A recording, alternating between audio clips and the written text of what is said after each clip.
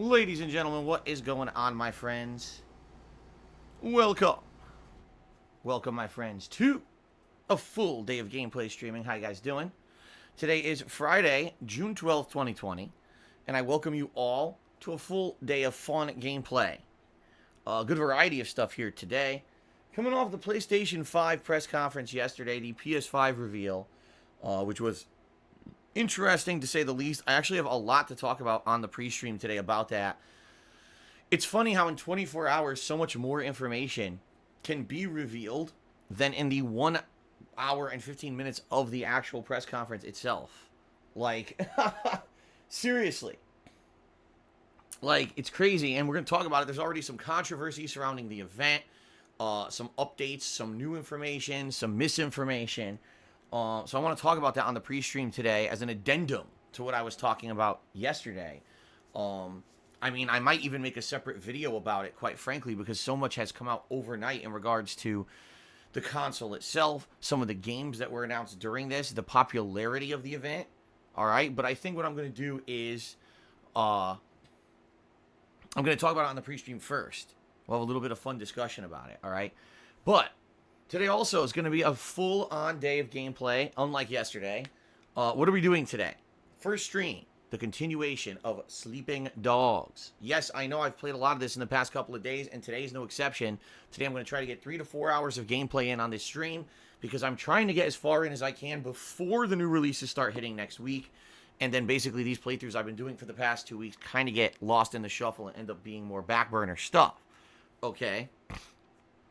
So 3 to 4 hours of Sleeping Dogs. Where are we in the game right now? I'd say we're at least a third into it, because we're into the second of 3 areas of the map. The central area, which is more like New York City's kind of Central Park area, you know, high-end apartments and businesses and the like, versus the starting area we were in was more like the lower-end stuff, the slums almost, right? Where the gang activity is really heavy. So it's fun, and we did a lot of side content last night. We did one major story mission, but a lot of side content. And today we'll do more of a mix. I like doing the mix. The thing I really like about Sleeping Dogs, all right, is that there's a good variety of stuff that opens up at all times. It's not just about, oh, you're stuck doing this one leg of the story forever. There's so much side content and so much variety. You've got security camera drug busts and combat in the streets. You've got races. You've got cop missions. You've got gang missions. You've got the side content. You've got all kinds of stuff going on. And it never really runs out. It's just kind of like this really good amount of gameplay. That's what I really liked about the game the first time around. Never felt like I was bored or doing the same thing over and over. And that's a good thing. Okay? So more of that today. Hope you guys have been enjoying the playthrough so far, and you're looking forward to more, because I certainly am. Alrighty then. Tonight, my weekly throwback Street Fighter session. 2 hours of old school Street Fighter fighting game fun on the late stream. I hope you will join me for that 6:45 p.m. Pacific time. It's always hit or miss. Sometimes it's great. Sometimes it's terrible. Usually it's somewhere in between, where we get some good matches in, but at the same time the connections are kind of shitty half the time, and sometimes the servers fail, which can be pretty frustrating. So let's see what happens tonight on the Street Fighter stream, okay? Tomorrow, we're mixing it up and swapping back over to the other major playthrough I've been doing, Fire Emblem Three Houses, for a 4-hour gameplay stream. And then tomorrow night, Saturday night, will be Animal Crossing New Horizons. Since we'll be playing it on a Saturday, it means we'll be able to listen to some music from the musician KK Slider. But also, apparently we have a new villager on the island, which is cool, a new islander. And as you know, we're doing the summer month events, which is cool because there's new stuff to catch and new stuff to do. I'm still looking to get enough shells and components to craft this underwater design room. And in addition to that, I'm also going to be looking to raise funds, because Kat has decided to build another staircase, and she actually redesigned the island a little bit and moved a house to a different part of the island. So I'm trying to be raising funds to put into this new staircase so that it's easier to get up to a higher part of the island. So we got a lot to do when I play Animal Crossing Saturday night.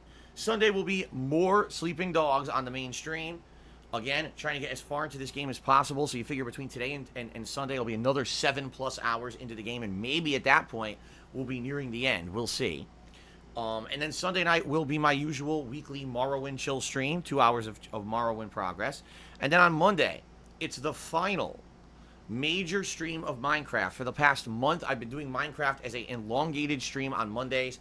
That is going to finally have a finale on this Monday, where after this, Minecraft will go back to being a late night stream of 2 hours every Monday night. And then Monday night, we'll have 2 more hours of Fire Emblem Three Houses. Okay? That's the streaming week. I'm off on Tuesday from streaming, but when I return on Wednesday, it will be the beginning of the Pokemon Sword DLC, which is supposed to have a major story expansion, brand new Pokemon, and all of this. All right? This should be really exciting. Let's see. Let's see what happens. Hopefully it's good, and hopefully it comes out and everything's good for Wednesday. And then what this week will be a balance between the new releases and the stuff I've been doing. So probably Wednesday, I'm probably going to do like Pokemon Sword expansion and maybe Sleeping Dogs. Thursday will probably be more Pokemon Sword expansion and Fire Emblem. Or maybe I'll do Animal Crossing. I'm kind of undecided, but I'll probably be Fire Emblem. Friday is the release of The Last of Us 2. All right? We're going to talk about that in just a moment, because there's a lot of hype around that. I'm going to talk about that in just a moment. So Last of Us 2 on Friday, paired with Street Fighter. And then what it'll be is a balance between mostly Last of Us 2, but there will be some Pokemon in there, and then, of course, the night streams. It'll be good stuff. Now, keep in mind also, the week after that, it's SpongeBob Battle for Bikini Bottom coming out.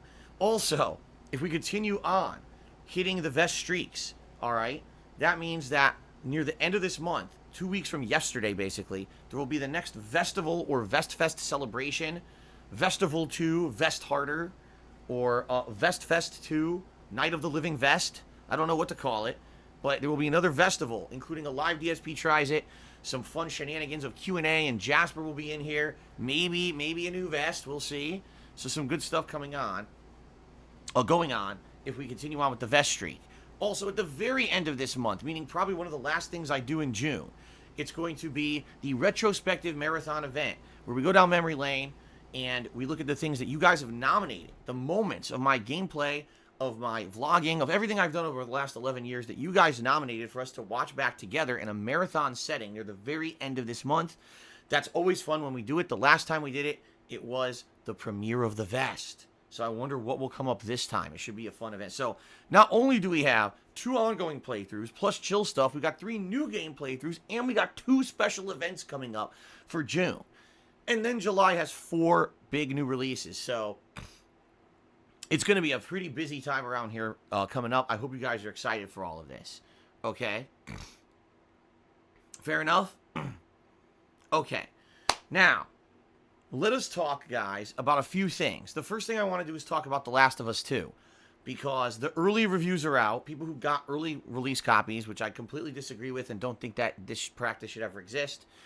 It is what it is, though. They're not going to stop doing it because they want their money and they want to hype games early. So, the early reviews are out. And even though the early reviews are not allowed to give any story spoilers whatsoever, which basically sucks and means that the reviews are almost pointless, because one of the major criticisms everyone has about this is the story spoilers that seems to say the story is going to suck. Most of the reviews are overwhelmingly positive. 10 out of 10, 9.5 out of 10, 90 out of 100. Best game ever. Amazing. You know, sucking the poop out of Sony's butthole, basically, with the amount of praise that they're getting for this game. Now, I've actually seen 2 critical reviews. And these reviews were basically saying they didn't like the game that much. And it wasn't about the graphics, and it wasn't about the gameplay. It was the story. 2 people were basically like, I can't even tell you what I don't like about the story, because in order to get the early copy and put out this review, I was told outright by Sony I could not say what the story is. But what I can tell you is, I hated the story. And in a game like this, the story is the major component. And the story I hated, so therefore I don't like this game. Okay? Pretty stupid, huh? So, for me, it's kind of like, that's the ultimate mixed bag. You've got all the people who literally kiss Sony's butt to get attention, and so they will continuously get future copies of Sony games. And then you've got people who maybe are being honest, but then again, maybe not. Maybe it just rubs some people the wrong way. Maybe it's not their cup of tea, you know? And that's okay, too. What I hate, what I really fucking hate, is that you can't have honest reviews. You can't, because they put the game out early for only a select group of game reviewers. The game reviewers can't fully review the game. They're told they can't talk about the second half of the game, no major story spoilers, but what if the story's what you don't like? Can't talk about it. Well, then what? This isn't a review then. This is a, you know what I mean? And this is what I absolutely, positively hate about this practice of giving out early copies of games. It's not legit. It's just not. It's bullshit. It's meant to promote games rather than actually fairly review them. And that's what I don't support about it whatsoever. I don't think people should be getting early copies of games to play early on Twitch or YouTube. They shouldn't be getting early copies of games to review early. We should all get it on release day, play it, and if you're apprehensive about it, don't buy it on release day. Resist the impulse buy urge that you're going to get. Resist the hype. Wait a day or two for people who are going to buy the game and review it online. Maybe your trusted content creator, whether it's me or maybe anyone else on the internet. Let them play it. Let them review it. And then you'll know if you're going to like it or not. Instead of, oh, let's let everything go out early. And of course, 95% of the people who played the game are going to kiss its butt because they want to be in Sony's good graces to get more fucking copies in the future. I hate this practice. I fucking hate it. And I always will. I really feel you're never going to turn my opinion on this. You're never going to. I don't like it, you know? And it is what it is. Maybe you disagree with me. But I'm of the opinion that early copies needed to go out in the 1990s when there was no internet for games journalism. Instead, you needed to go buy a physical copy of a magazine to hear a game review. And so they needed to get the copy a month early to play through the game, write their review, print it, and ship the fucking physical copy of the magazine to the store. That hasn't happened in 20 years. All this is PR hype and marketing bullshit. So even though I'm happy for Naughty Dog, and I'm hoping that this game is good. I'm playing it no matter what, okay? I'm playing it regardless, all right? But I'm hoping that these reviews are not horse shit, that I don't play the game and I'm like, wow, it's basically The Last of Us 1 and the plot sucks. You know, I hope that's not the case. I hope that this is a robust, amazing game, that all the spoilers maybe were false, or maybe the spoilers were only for a certain portion of the game. That's not a big deal. You know what I mean? I'm hoping that maybe this game will be one of the best games of the year. This game has been such a disappointing year this year. Overall, the games have just been lackluster, and we need a huge, good release. We do. So I certainly hope that this ends up being a great game. But if it's not, it's not. I will tell you, honestly, once I start playing it in a week, because it's actually 1 week from today, this very stream, where I'm going to start playing The Last of Us 2. So let's see what happens. But that's the situation right now. Most people who have done early reviews of the game say it's great, but they're not allowed to say too much about the game because early reviews boycott 90% of the information you want to know about the game. The two people who were critical about the game literally in their review can't tell you why, because they were also boycotted from being able to do that because of Sony NDA, which is non-disclosure agreement, which is stupid as fuck. Then why even put out the game early, and why review the game if you're not allowed to fully review it? The whole practice is corrupt, in my opinion. Okay? And then you got a moron, Living Dead Girl 35. It's because you don't get early copies anymore. I never got early copies. I think in the entirety of my 12 years as a content creator, I could count on one hand the amount of early copies of games I had, and not once did I ever actually ask for any of them. They were just sent to me as being a part of a partnership program or whatever, and I don't go out and seek them. I told you guys, I will buy my games, and I fully believe everyone should buy them and experience them at the same time. I'm against the early copies practice, so no, I'm not angry I don't get early copies. I don't go for them. I could get early copies of games if I wanted. I don't give a fuck. I don't want them. Okay, genius? I've only said this about 40 times, but you keep bringing up the same tired narrative that's incorrect, so blow me. All right. Now let's continue. Let's talk about the PS5 reveal event.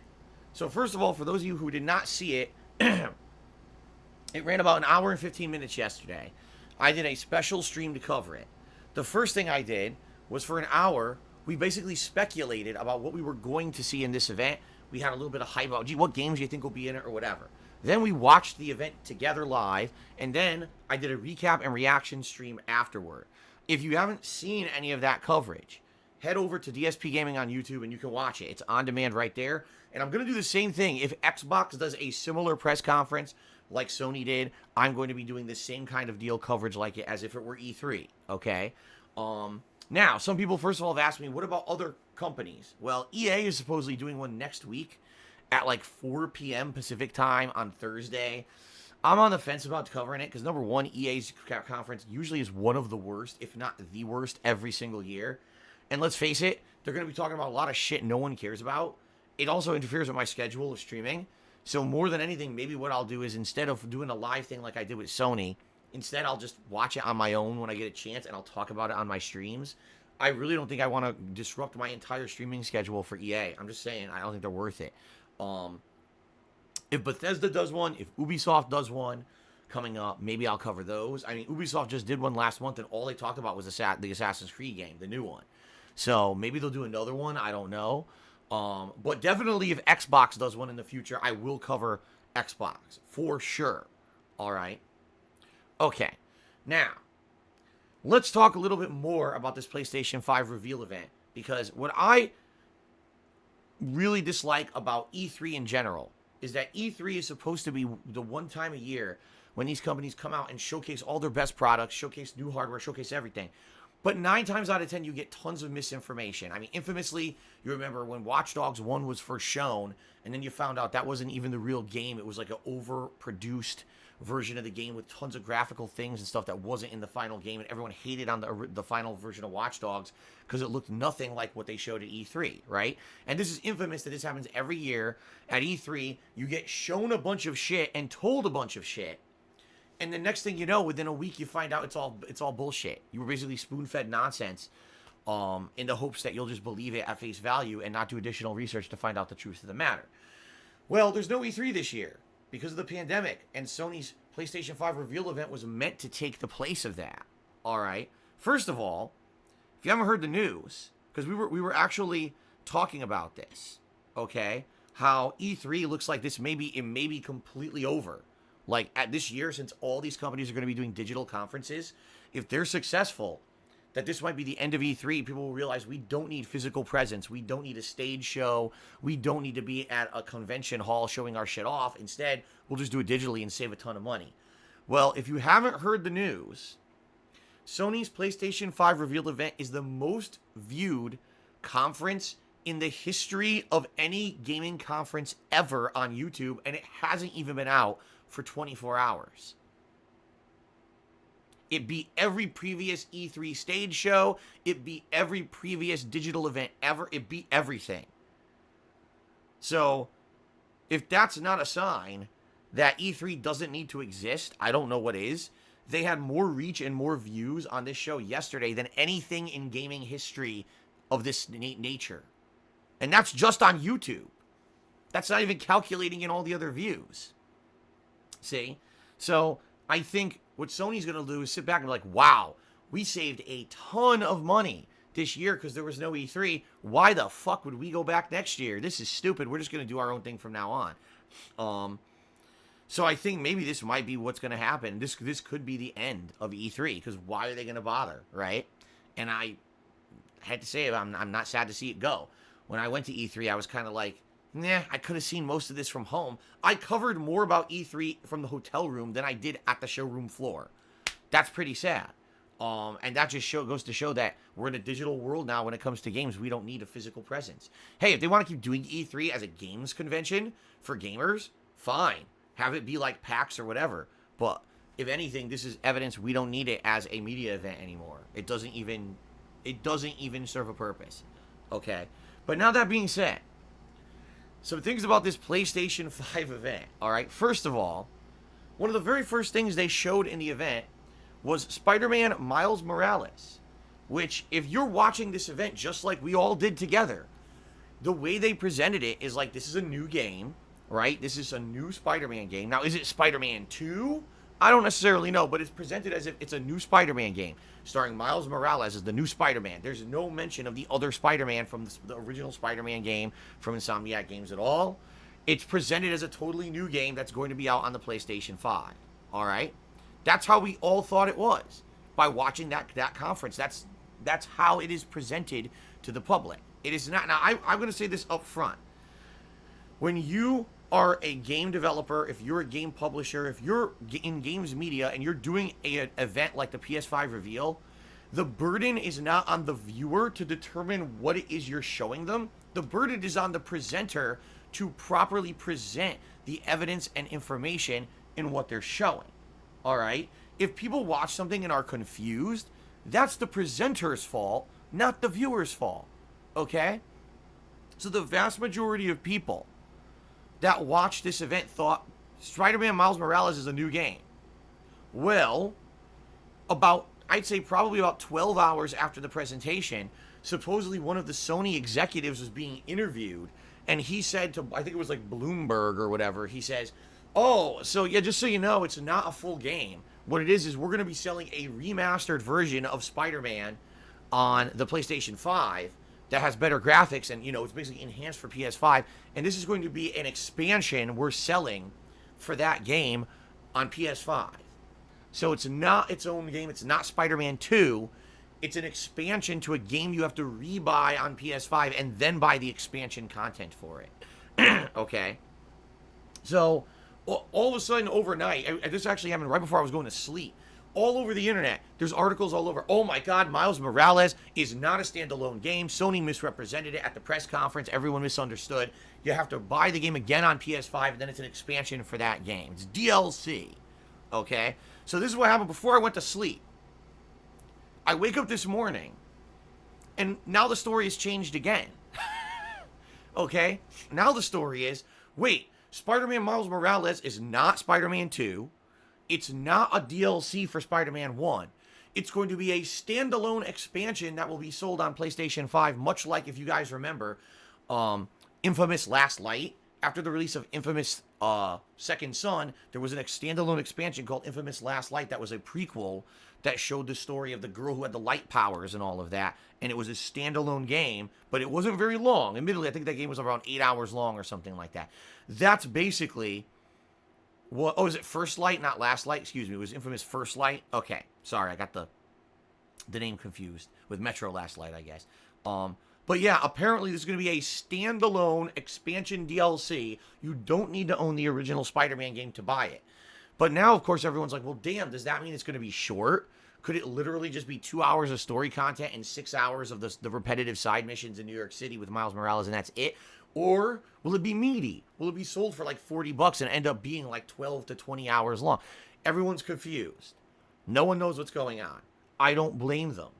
Because Sony and Insomniac, I hate to say it, as infallible as we like to pretend these game publishers and game developers are who make these games, they did a ridiculous, piss-poor job of explaining what this was at the Sony press conference.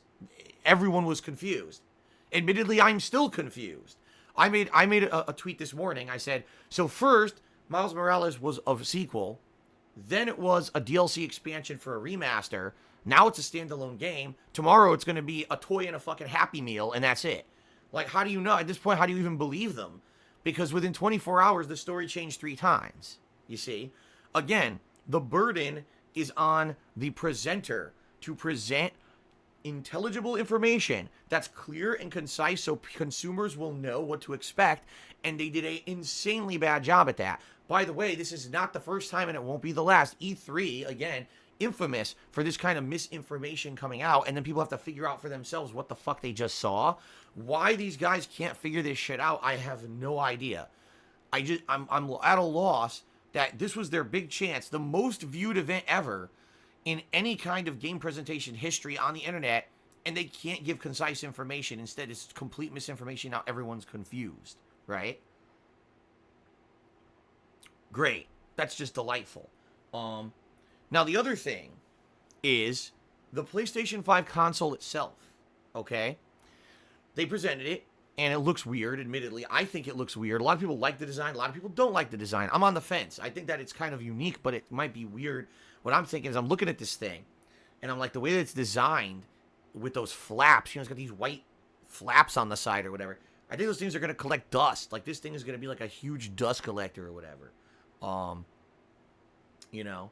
Anyway, I'm looking at it and I'm like, first of all, can you put it on its side? The answer is yes. This is an update. Immediately after the press conference, they started showing information on the internet about PS5.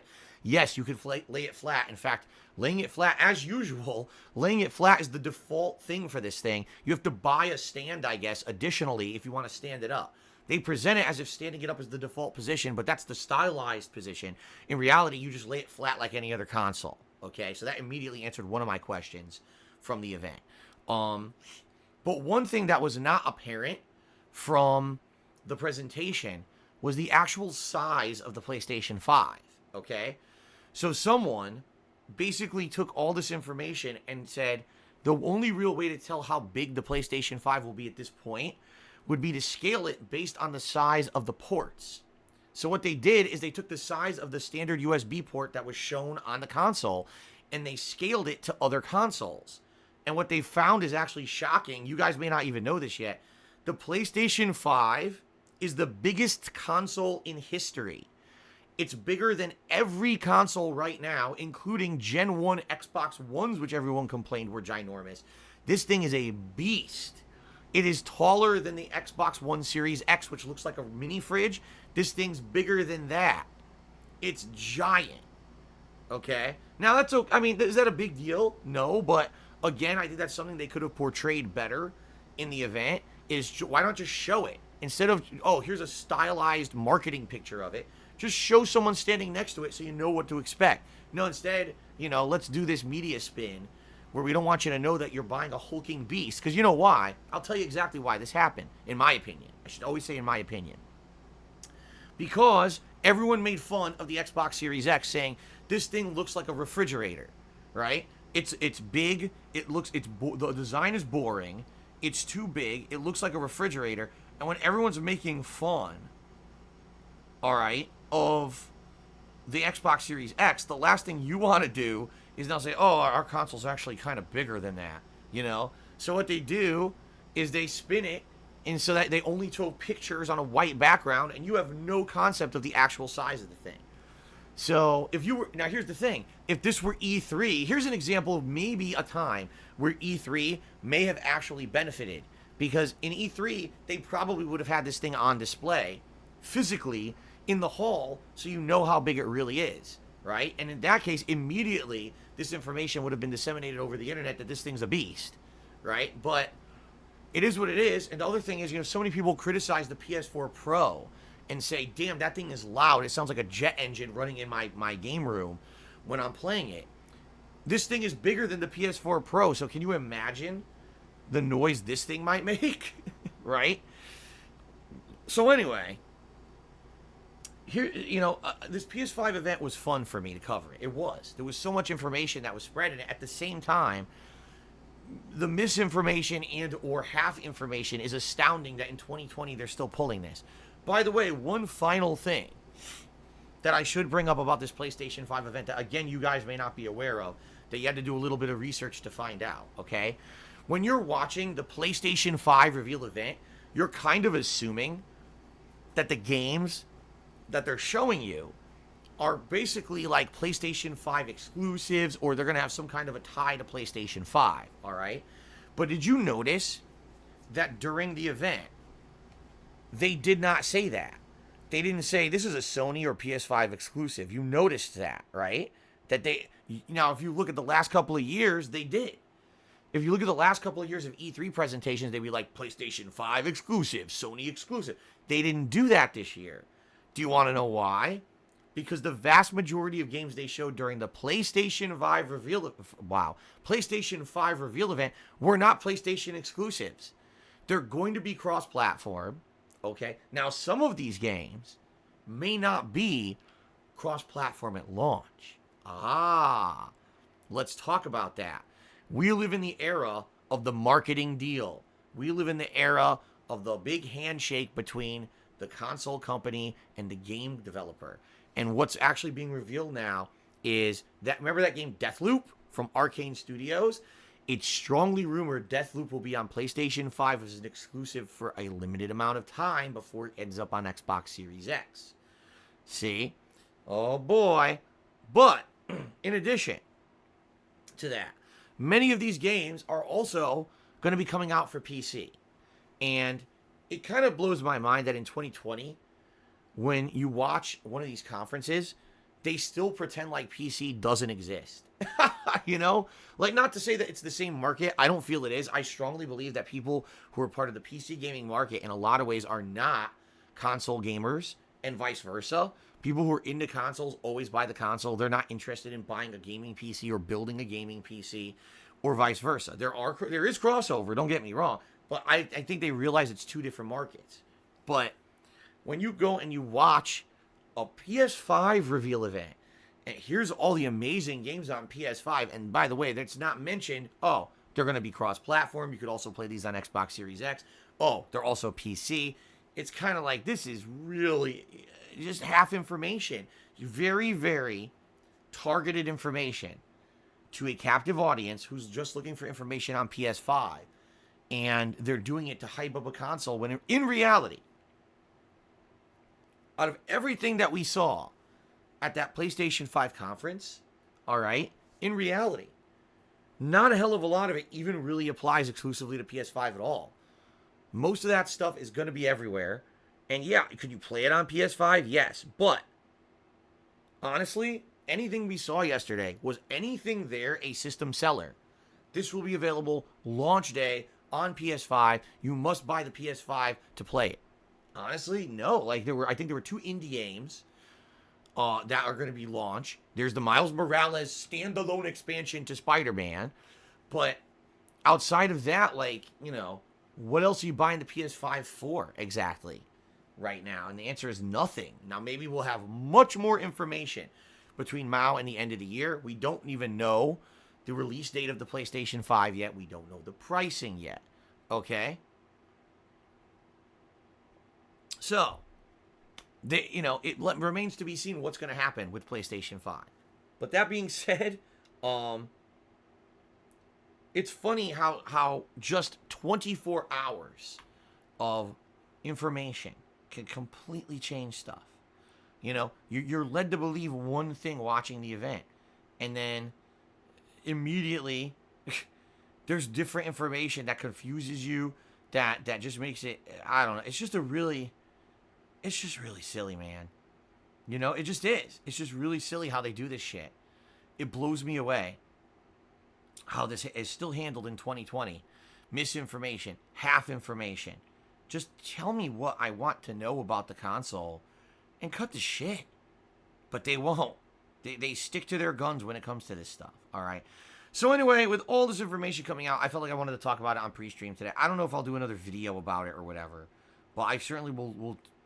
I'll point people towards this video if they want to hear my follow-up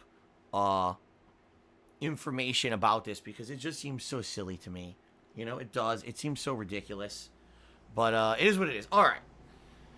So that's that. Outside of that, I'm trying to think. I really don't think I have much else to talk about on the pre-stream today. So I think what we'll do is we'll go over to contributions. We'll start reading these out. I'll start, doing shout-outs and the like, and go from there. Now, just a quick reminder. All right, because I haven't really mentioned this recently. I am selling merchandise of the vest. You guys asked for it, and I am selling it. T-shirts and mugs of the vest design are available on my Teespring. The vest streak continues, and I'm very happy about that. Thank you guys for the support. Although, admittedly, the last few days it's been actually kind of tough to keep the vest streak going. There's been a few days where we get to the very last minute before we actually hit the goal. You know, it sucks that it's getting that close. At the very same time, I've been saying all along that I felt this was going to happen. You know what I mean? Like, this is no surprise to me that the vest streak is slowing down, all right? But anyway, I digress. Vest merch is available, teespring.com/stores/DSPGaming. Thanks to anyone who's given it a look and bought it so far. It helps me out. You get a cool collectible, and I appreciate that. Just want to throw that out there before we get to shout-outs, because I haven't mentioned it recently, okay? All right. Let's now get to shout-outs for those who have contributed.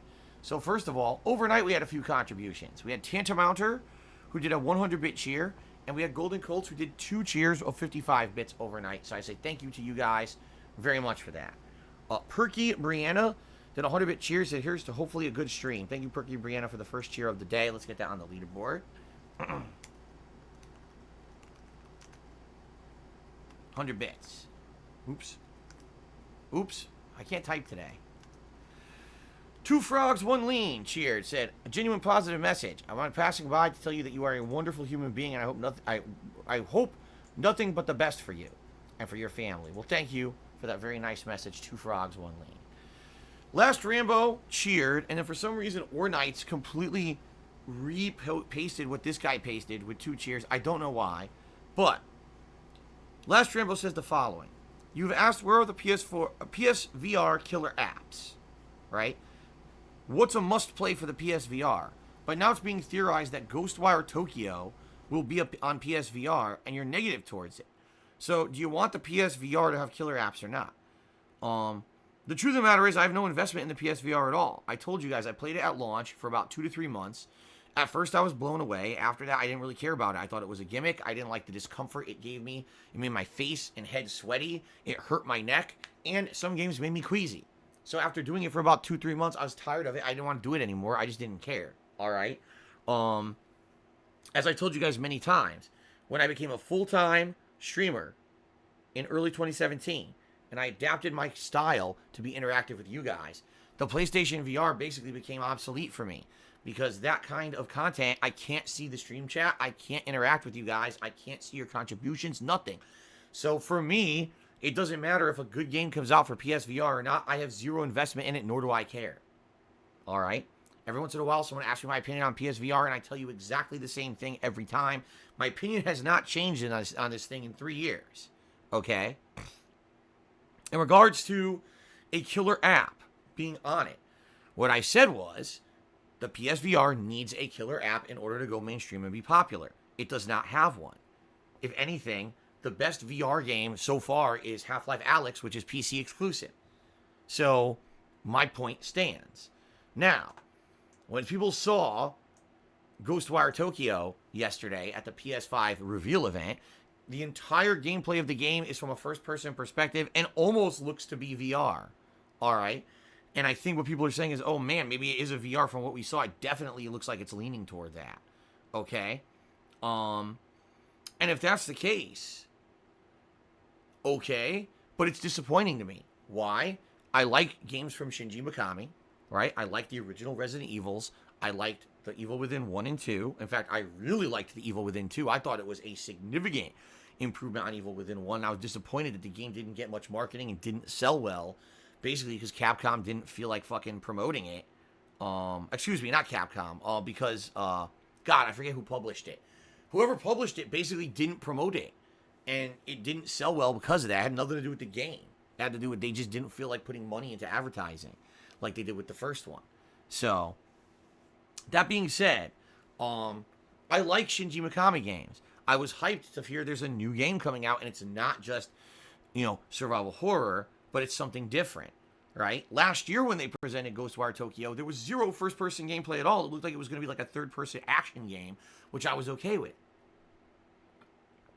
But now, it looks like you're right from what they showed yesterday. They didn't say it, but it looks like it may be a VR game. Now, if it's a game that can be played standard and in VR, much like Resident Evil 7, I'm okay with it. But if it's a game that's only played in VR, that's disappointing to me. Why? Is it because I want the PSVR to fail? No, that's ludicrous. That's you putting some kind of ridiculous assumption into the situation, thinking that I want VR to fail. I could care less if VR does well or not, because it's not something that it's not adaptable to work with my style of streaming and content anymore. You see? If it's VR, that's great, but if you're telling me that I cannot play Ghostwire Tokyo unless I do it in a VR setting, I'm incredibly disappointed. That's a game that I'm hyped for. It looks good to me. It's right up my alley. And it looks like something that, if it's VR, I'm probably not going to enjoy it. I don't want to wear a giant sweaty VR headset. I don't want to have neck pain. I don't want to get queasy playing a fucking game. And by the way, I want to be able to interact with you guys because that's the content I put out for the past 3.5 years. I want to keep doing the style of content that works for me and not have to backpedal to a different kind of content because they made it VR only. Okay? So it's my personal perspective. I have a right to have my own opinion. Right? I have a right to criticize based on what I'm seeing. That's what I'm saying. Because I'm a little disappointed that it may be a VR game doesn't mean I want all VR to fucking fail. I don't give a shit. If people love VR, let them love it. Right? I don't want it to completely falter and flop. If anything, just the opposite. If VR finds a foothold in gaming, they will more than likely continuously improve the hardware, continuously improve the software. Eventually, we'll have VR headsets that maybe, just maybe, aren't uncomfortable, right? That aren't giant monstrosities you put on your head and feel like an idiot and fucking are uncomfortable, like you're gonna vomit. Maybe they'll find ways around this stuff. And then it's for the better. As they say, competition and success is for the better. I don't want everything to just fail. That's a very negative attitude to have. That just because you don't like something, you want it to fail. I'm not like that. At least I'm not like that anymore. Maybe in the past I was. I'm not anymore. Let VR do well. Let VR prosper and become better and better so that maybe years down the line they'll make a VR headset that I can wear on stream and still interact with you guys and have a great stream and not feel like I got to throw up all over the place when I'm done. But if Ghostwire Tokyo is VR only, I'm very disappointed because it basically means it shuts me off from enjoying it. And that's not cool. I like Shinji Mikami games. I want to enjoy one and not be limited to having to wear a VR headset to play it. So there's my opinion. Ornites also resubscribed for 8 months, so thank you, Ornites, for that. Huge Titty Frog GF. I don't know where you think you're getting these names or why on earth you think I would put that on my stream, because I'm not going to. You're just going to be an abbreviation. But anyway, they tipped me $5. So what game playthrough would you go back to and redo if you didn't have to worry about money, chat's opinion, or anything else? What game would I go back and replay? Chrono Trigger.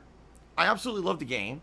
I only played it once ever, and I didn't do any of the alternate endings. I would love to go back to Chrono Trigger and do it in a situation where I'm live streaming it so I can interact with you guys while I play it, enjoy the music and everything, and also maybe go for the alternate endings, because I never did that, right? Honestly, maybe I'd like to go back and play like some of the BioShock games. Maybe like BioShock 2 I only played once ever, so maybe doing a run in that, or maybe going back to BioShock Infinite, which I only played once ever as a new release. I really have to think about it, but that's what comes to mind. And honestly, a game that I've never played, that I still to this day want to still play, Lost Odyssey. That's an RPG that I played. I think it was around 2007, 2008. It was right before I started doing YouTube videos. And that game, from Mistwalker Studios, the same guys who put out Blue Dragon, the same guys who were the original dev team for games like Dragon Quest and stuff like that, has such an old school throwback turn-based RPG vibe. Okay? And it just works. The cast is diverse and interesting. The voice acting is good. The graphics for the time were outstanding. The only thing is, it's very grindy. That's a game that actually has some required grinding to it. It's incredibly long. You need to basically put a lot of time and effort into it. And it has a lot of secret bosses and stuff that are tough. So it's basically a game for only those who are hardcore fans of JRPGs. I know the vast majority of viewers I have are not hardcore fans of JRPGs. A perfect example here, all right, is when right now I'm playing Fire Emblem Three Houses. This is a JRPG that last year people really, really wanted to see me play. They were very disappointed I didn't play it, and even went as far to say you missed out one of the best games of the year. You got to play it. So this year, people nominated and voted in as viewers' choice. So you would think, with all the clamor last year of me not playing it, and all the hoopla this year trying to get me to play it, this game would have an audience. Every time I play it, we've got people sitting in the stream chat complaining that it's bad. Viewership is down on the streams. It's everything that I expect whenever I play a JRPG, without exception. This always happens. My audience, for some reason, the mainstream audience that I pull in does not enjoy JRPGs. I do have a grouping of a few hundred stream viewers and probably a few thousand viewers on YouTube who over time like watching my JRPG content. But it's a far cry from bringing in, mainstream viewership. Okay? So when I play these games, I basically have to kind of be apprehensive and balance it with other stuff. If I'm ever to play Lost Odyssey, it cannot be a mainstream game. It'll end up having to be like a night stream or something like that, which means essentially I'll be playing it for 4 months because the game is so damn long and challenging, by the way. There may be entire streams where I just have to grind in order to progress and beat a boss or something. And if that's the case, that's got to be an interactive stream where we hang out and we have a chill time. It's not going to be a mainstream style game. You see what I'm saying? So, that's it, guys. That's the deal. That's one of the games I definitely would like to go back and play. So thank you for the $5 tip. There's absolutely no way I could type your name on the stream, so I abbreviated it as I said I would. Last Rambo Cheer says, no offense, in regards to the PS5 event along with other presentations, you remind me of a grumpy person folding his arms in a party while everyone is having fun. Good for you. Gerard Coach here said, the Sony exec never said there's an enhanced version of Spider-Man PS5 coming to PS5. He said, I don't care. I read an article that said that. So if you're saying it didn't happen, well, then someone else misreported. Blanca Ball sent me $1.30 and says, people may say what they will about you, but you're one of the best gaming journalists on the web. Wow, I'd never considered myself a gaming journalist. Besides that, you offer a fun place to hang out, do interactions, and play games and hold shows. I, for one, am grateful. Thank you, Phil. Well, you're welcome, Blanca Balls. I appreciate that. I don't see myself as a gaming journalist. I see myself as a normal guy just like you who just talks about games. So, you know, I don't work for any formal journalism company, nor will I probably ever. It is what it is, but thank you for that nice compliment, and thank you for the tip and support. I appreciate that. Excuse me. Turn on my air conditioner a little bit heavier here because it's getting stuffy in here. Okay. That Anonymous cheered and said you should eat frog legs for a DSP tries it. I'm pretty sure nowhere out here in Washington State can I get frog legs. That's like a southern U.S. kind of a thing. That being said, I've never had them. I have no idea what they taste like. Ninstar Rune cheered. He says, is the PS5 even bigger than the one AVGN console where he would put a beer bottle in it? I'm trying to remember the console you're bringing up. I remember it from a very old AVGN video, but I can't remember which console it was. From what I saw, if the comparison that people are making on the internet is correct, if they did scale per the size of the USB ports properly, this is the widest console ever. Like I said, it's way wider than the Xbox One, the original Gen 1 Xbox One. And that thing is like a fucking, it looks like a giant DVR box or a fucking receiver you'd have for your surround sound system. It's bigger than that. It's really fucking wide, okay? But I can't 100% say because I can't remember what that console was. Donald Trump threw me $3 and insulted me. So thank you, Donald Trump, for the $3 insult. I really appreciate that. Thanks for the support. Great.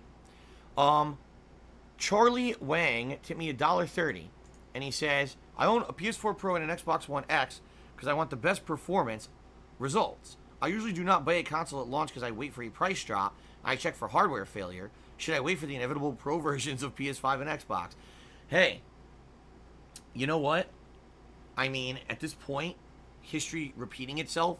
Both the Xbox 360, PlayStation 3 generation, as well as the Xbox One and PS4 generation have had launch consoles, and then within 1 to 2 years, better upgraded, souped-up versions of said consoles, right? So, you know, if you're absolutely looking for best performance, you may want to wait. At that argument, though, you know, will there be games, all right, that are going to be exclusives on these consoles that you can only play on these consoles, at least even for a time-limited period, that you'll be missing out on, right? I don't know. It's certainly even hard to tell. It's from the PS5 reveal event. It's hard to tell if that's the case, because some of these games say holiday 2020, but they could also be coming out on Xbox. They could also be coming out on PC. It wasn't clear. So right now the answer is there's no definitive answer, but a wait-and-see attitude just might be the more rational way to go about it based on history, okay? An anonymous $1.30 tipper says, why were you so hesitant on using the webcam? Alright. It's a fair question. First of all, when I started on YouTube, okay, it wasn't commonplace to do webcam or, I say face cam. It wasn't common in 2008, 2009 to use face cam at all. It was actually an exception to the rule that people who were doing gameplay on YouTube would use a face cam. Okay? And actually, if you look back, when I did motion control games, such as the PS Move or the Microsoft Kinect, I did picture-in-picture with a camera pointing at me as I did my dancing around or moving of the controllers to show you the range of motion you needed and stuff when you use these peripherals. And in reality, that was the extent that I used that kind of stuff back then. Again, because it wasn't common. In reality, the whole face cam situation was popularized by two different groups. First of all, you had the screamers. What is a screamer? A screamer is someone who plays a supposed horror game. I say supposed because most of these are so pathetic these days. But a supposed horror game, whether it's a PC or a console, a lot of these were indie games. And what they would purposely do is when they played these games, they would scream and pretend to be scared every waking moment that something happened in the game. Everything in the game was terrifying to them. And the reason they did this was over-the-top shock factor views. Oh my god, look at this guy acting like a sissy. It's absolutely hilarious. Let's give him some views, right? And this happened all the time back in the day when these horror games, the indie horror titles like the original Amnesia and stuff like that started to come out. This is how a lot of people became popular. In reality, it was gamers like PewDiePie and people like that who actually were doing this. That's what gave them their initial spikes in popularity, because they were overacting on camera, right? Now, the other side of this is the dawn of live streaming. When live streaming started to become prominent many years ago, people found they wanted a more personal connection with that person on the other end of the internet or the other end of the stream because it was live. When you're on demand on YouTube, the face cam, yeah, you can see someone's facial reactions or whatever, but you don't get the opportunity to see that person directly responding to something you're saying live. You see what I mean? When you're on a live stream and you get to see that person as they're talking and responding to something you said in the stream chat or in a contribution, that's a very different kind of interaction. It personalizes it and makes it feel more direct because you get to see the person talking directly to you. You see what I'm saying? So it became a whole other way to make content on the internet by having the face cam enabled during a live stream. Okay? And of course, let's be honest here. This, in turn, branched out to be a whole other kind of, I want to see people eat on stream. You know, I want to see this girl on stream. And let's not even get into that because that's a slippery slope. Okay? But that's when all that stuff became prominent. Fair enough. Now, if you think about my history as a content creator, did I play horror games and scream at the top of my lungs every 5 seconds to get cheap views? No. In fact, when I play horror games, it's quite the opposite. All right? It's me playing a game at face value, telling you genuinely if I like it or not. More often than not, I don't really get scared. I laugh. I think it's funny when there's a jump scare in a game that gets me. I'm like, you fucker, you got me. That's funny, right? Because you know it's nothing scary and nothing serious. Nothing's going to happen to you when you're playing a fucking survival horror game to really threaten you. But it's funny if they make you jump with a jump scare or something, okay? So face cam never would have added to those playthroughs for me because you're not going to see me react like that. I'm not a fake guy. I'm not a guy who puts on a fucking performance, you know, to get a rise. I'm not someone acting out like a sissy or whatever. I'm not going to do that. I'm going to have fun with the game and beyond. And a lot of people have said over the years, watching Phil play a survival horror game is so different than everyone else because everyone else is constantly trying to overact while Phil is more real. I can actually watch Phil play survival horror games because he makes them not scary because he doesn't freak out like everyone else does. Okay? So in reality, in regards to survival horror, it never really applied to anything. It never really would have added anything to my content. Live streaming, when I started, I treated live streaming the same as my on-demand YouTube videos for 3 years, 2013, 14, 15, actually 4 years, 2016. I treated it as if I was just playing games offline. It wasn't until 2017 when I became a full-time streamer and became interactive that I said, now I think there's value in actually having the camera on. And that's when I started doing it frequently. Okay? So that was really the thing for me. That's what turned the tide, and I said, now I see the value in using the webcam every stream. Before then, the only consistent games that I played that I used the webcam were FromSoft games. And the reason was because people liked to see my rage. Because when I played a FromSoft game, I died 1,000,000 times. Right? I did. I died constantly. And because of that, they liked to see those reactions. I want to see Phil get frustrated. I want to see Phil get pissed. Seeing those reactions are funny as shit. But outside of that, my reactions in normal games wouldn't be so funny and people didn't really give a shit. Okay? So there's my honest answer.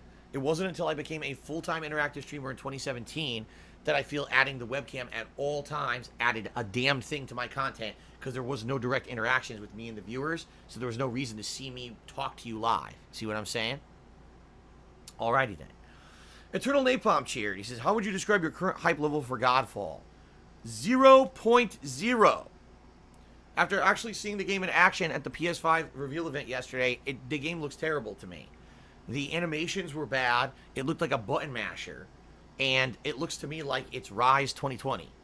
It's the same. It's a tech demo for the console, and it doesn't look good at all. That's my initial opinion. I could be completely wrong. Red Spider-Man Cheers said the one and only game I'm definitely not getting from Sony conference yesterday is that Bugs game. What? Red Spider-Man? No. Hold on a second. First of all, it's not that Bugs game. I gotta call you out here. It's Bug Snacks. Say it with me. Bug Snacks. And by the way, spelled S-N-A-X because we're edgy. We're like 90s kids. We're edgy. We can't spell it S-N-A-C-K-S. No. Bug Snacks. S-N-A-X. Alright, this game is going to change the face of gaming forever. The revolution begins with Bug Snacks. Alright? How dare you? How dare you say you're not going to play it? In fact, you know what? They should have a contract that when you buy the PlayStation 5, you are contractually obligated to play Bug Snacks. Because if you don't experience this game, there's absolutely no way you'll have the proper frame of reference to compare any. When you play the best, then you play the rest. You see what I'm saying? So you gotta play it. I'm sorry. I don't accept what you just said on my stream, and you should be incredibly embarrassed of yourself to even say such a thing. All right, let's continue on. Blanca Balls tipped me $1.30 and said, you often say you wasted a lot of money and time in your hardcore Street Fighter period. However, don't you agree this has had a great impact on your YouTube exposure with the Street Fighter 4 videos and even until today where people tune in to see you play Super Turbo? Yes, absolutely. Like everything, there's positives and negatives. I firmly believe that it was the years that I was playing in arcades and playing in tournaments in front of hundreds, if not thousands of people at some cases, that allows me on a daily basis to sit here on a stream and talk to you guys and not feel uncomfortable and not feel embarrassed and not feel, oh God, I'm going to do something wrong. You know what I mean? Like, it was years of doing things in front of an audience that allows me to not care and not get nervous. It allowed me to travel the country and meet people from all different places, from different creeds, different races, different cultures, different genders, different everything. You know what I mean? It opened my eyes to what life really is like in this country. And it was amazing in that regard. But, admittedly, there's a decade of my life, the late 90s through like 2007, 2008, where all I really focused on was competitive Street Fighter. It was money, time. And when I look back at it, I say, listen, that was a fun time in my life. It was. But at the same time, that was a time in my life when maybe the money and the time could have been well focused towards something completely different.